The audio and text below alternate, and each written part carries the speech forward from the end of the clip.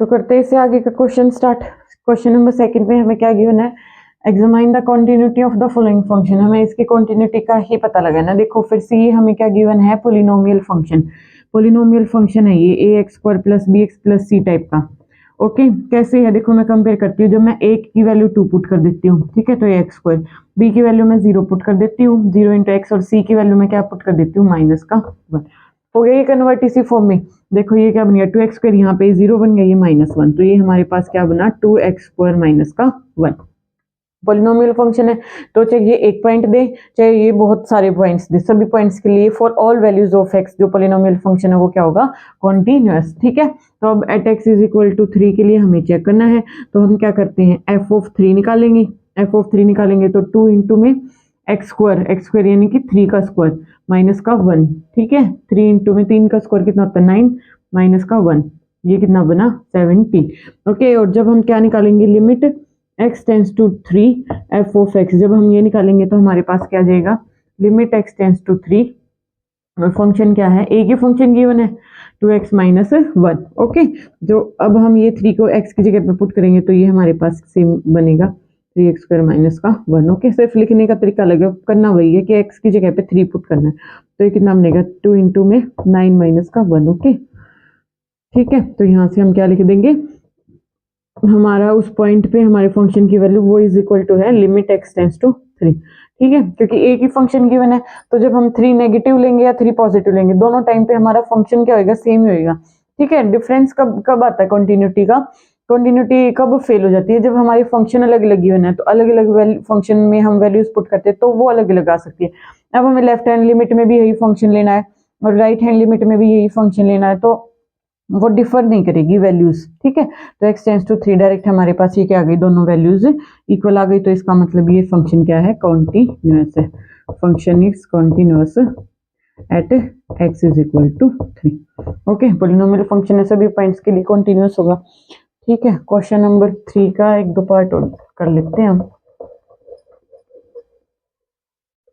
Okay,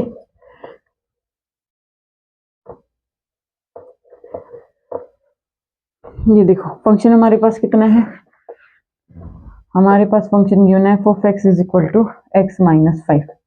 और फिर से आपको ये देखो, डायरेक्ट देखने से ये मैं अपनी तरफ से नहीं बोल रही, ये आपकी मतलब एक्सरसाइज में प्रॉपर रिजल्ट गिवन है कि every polynomial function is continuous for all values of x की हर एक वैल्यूज के लिए जो पॉलिनोमियल फंक्शन है वो हमारा क्या होता है, कॉन्टिन्यूअस होता है।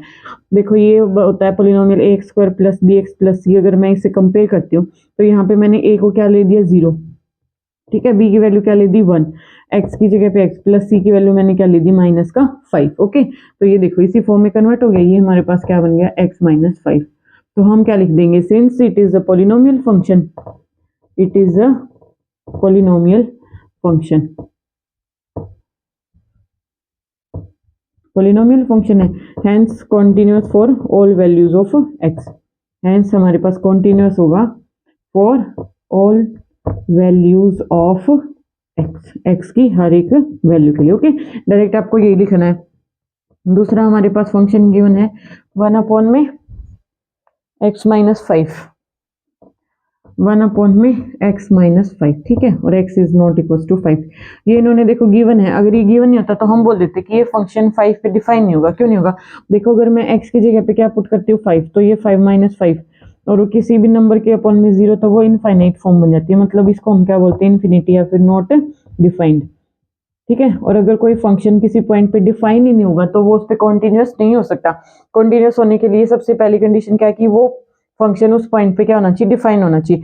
अब यहाँ पे अगर मैं x को 5 पुट कर देती हूँ तो ये हमारे पास नॉट डिफाइंड आ जाता है, तो इसलिए, लेकिन इन्होंने क्या किया, जो भी क्वेश्चन गिवन है तो उसकी स्टेटमेंट में इन्होंने x को क्या है, 5, x को क्या किया है, 5 not equal to 5, x is not equal to, remove कर दिया इन्होंने 5। तो हम यहाँ क्या लिखेंगे कि जो हमारा फंक्शन है, जैसे यहाँ पे हम कोई भी और 5 को छोड़ के और कोई भी वैल्यू पुट कर ले, लेट हमने क्या कर लिया, सील कर लिया कि अगर हम f(c) निकालें, ठीक है, c represent for all the numbers accept 5, 5 को छोड़ के जितने भी अलग नंबर्स हैं, तो यहाँ पे क्या आ जाएगा, 1/में c - 5 आ जाएगा जब हम c इन फंक्शन में पुट करेंगे। और जब हम लिमिट पुट करेंगे, limit x tends to c, हमारे पास जो फंक्शन है वो क्या आएगा, 1/में x - 5 ये हमारे पास फंक्शन आ जाएगा। तो जब हम यहाँ पे limit x tends to c put करेंगे तो ये भी हमारे पास क्या आ जाएगा 1/c-5। ठीक है, तो 5 को छोड़ के, लेकिन 5 इन्होंने खुद ही इंक्लूड नहीं किया है, तो इसका मतलब क्या होगा, ये फंक्शन क्या होगा, एवरीवेयर कॉन्टिन्यूअस। ठीक है, एवरीवेयर कॉन्टिन्यूअस। ठीक है, क्योंकि इन्होंने स्टेटमेंट में 5 को रिमूव कर रखा है। ठीक है, आई होप आपको समझ आ गया होगा। अगर फिर भी आपको कोई डाउट है तो आप कमेंट करके पूछ सकते हैं, और चैनल को ज़्यादा से ज़्यादा लाइक शेयर और सब्सक्राइब करना है। Thank you so much.